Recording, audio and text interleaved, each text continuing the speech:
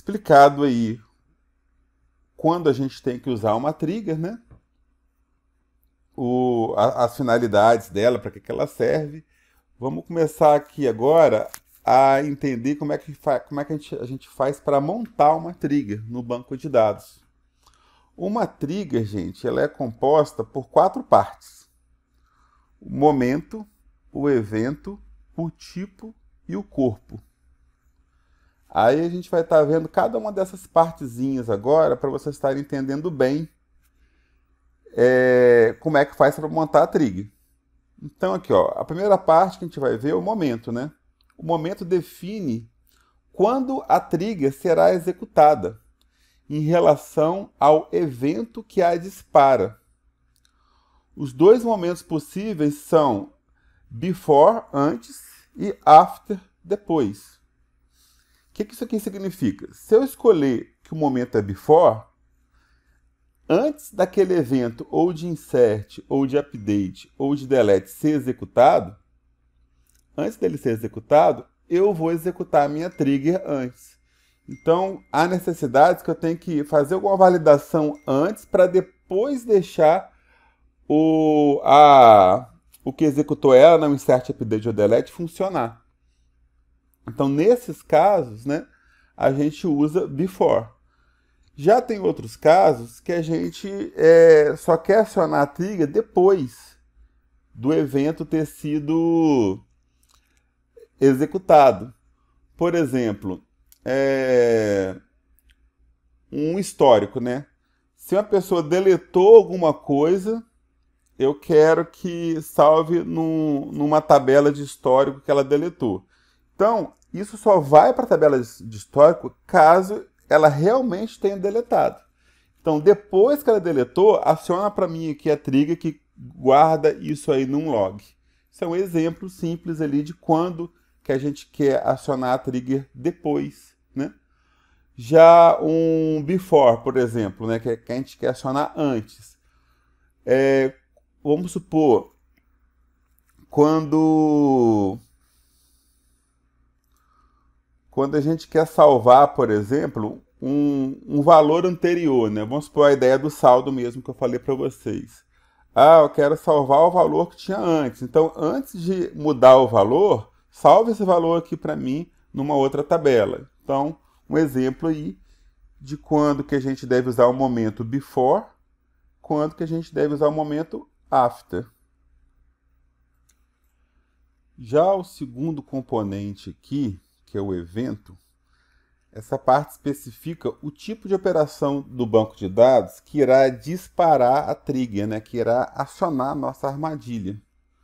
E aí a gente pode escolher um desses 3 tipos de evento que vão disparar a trigger, né, que a trigger vai estar monitorando.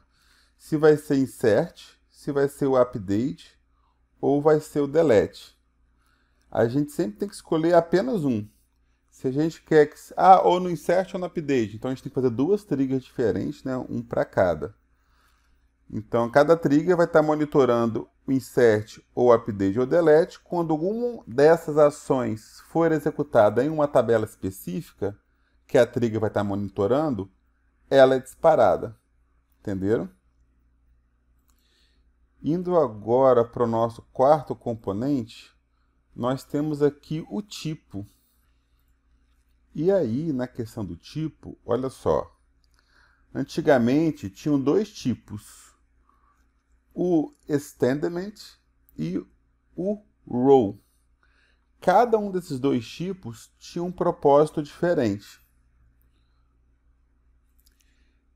O tipo extendment, a trigger só era acionada uma vez, não importa quantas linhas do banco de dados ela tenha sido afetada. Por exemplo, eu vou lá, mando apagar todos os registros onde o código do registro for menor que 100, por exemplo. Aí eles iriam ali estar deletando 100 linhas. Apesar do comando estar deletando 100 linhas, a trigger só ia ser acionada uma vez. Então, gente, ela só vai ser acionada uma vez por comando que a desencadeou ela.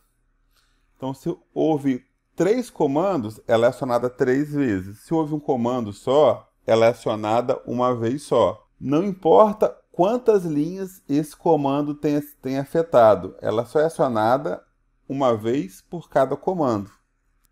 Comando de insert, update ou delete, conforme ela tenha sido configurada.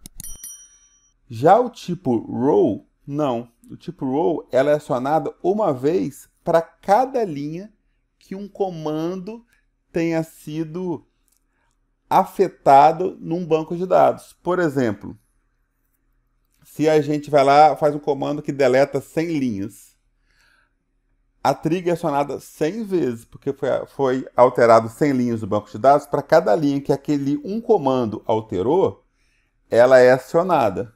Então, tínhamos esses 2 tipos, né, de trigger. Só que hoje em dia, não mais. Esse tipo extendement foi abolido do MySQL. E a gente só tem agora o tipo row. E por que disso, né? Então, olha só. Hoje, no MySQL mais moderno, os desenvolvedores do MySQL, né, definiram que caiu em desuso esse tipo por extendement. Caiu em desuso porque as pessoas estavam usando menos, era menos necessidade do uso desse tipo de trigger. É um tipo de trigger que dava mais problemas também, apesar dele ter um custo de processamento menor, mas internamente para os sistemas que a usavam, tinha problemas, que às vezes a gente queria saber de uma linha específica que a trigger mudou e a gente não tinha mais essa informação, porque ele executava uma vez só para todas as linhas que foram alteradas. Então, por razões de performance, simplicidade e granularidade de cada um desses registros integrados com o banco de dados, foi abolido esse tipo de trigger, né? Extendement. E hoje a gente só usa o do tipo row. Aí isso aqui é mais para explicar para vocês que tinham os dois. Hoje a gente só usa do tipo row, mas tem que escrever lá no ato de criação da trigger que ela é do tipo row, senão ela não funciona. E indo agora aqui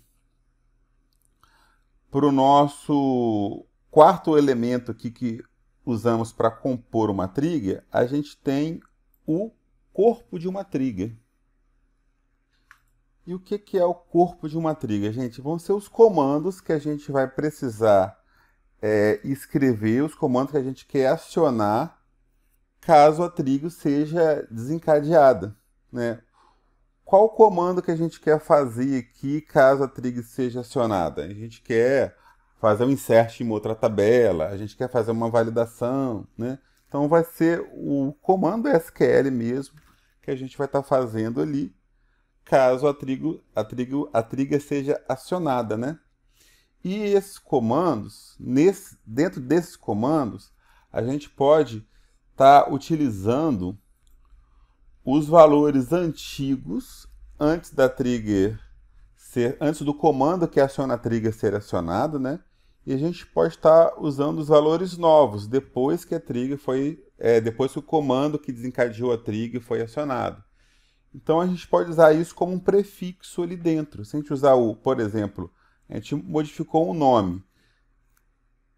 O que desencadeou a trigger, né, foi um update que modificou o nome. Então, se eu colocar ali dentro da trigger ou de nome, ele consegue pegar o nome anteriormente da trigger ter sido acionada. Se a gente colocar new nome, a gente consegue pegar o nome depois, né, do comando que acionou a trigger ter sido executado. Então, vamos botar, a gente mudou de João, foi para Miguel.